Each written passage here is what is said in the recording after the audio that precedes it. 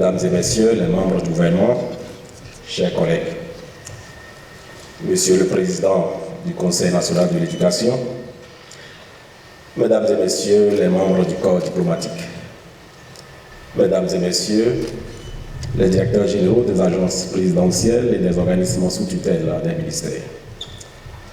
Mesdames et Messieurs les membres des délégations ministérielles, Monsieur le préfet du département du Littoral, Monsieur le maire de la municipalité de Cotonou,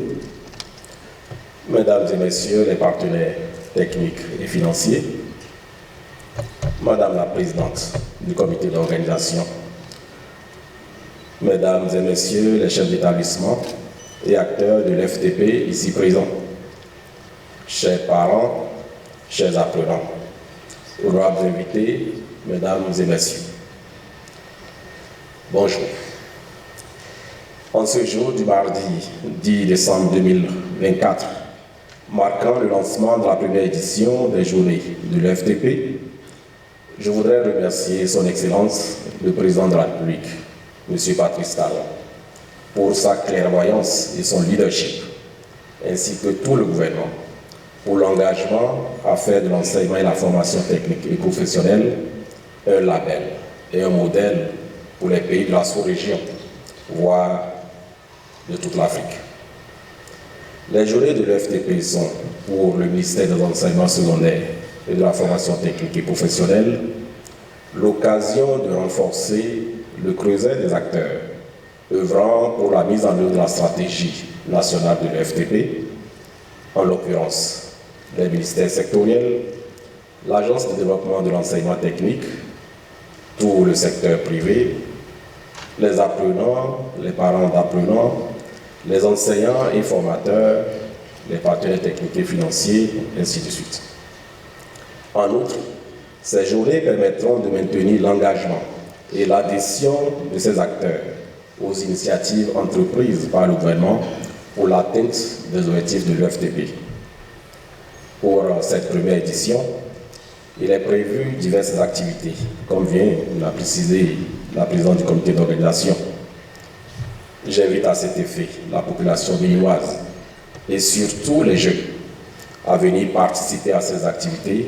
pour nourrir leurs ambitions en vue des choix futurs pour leur formation.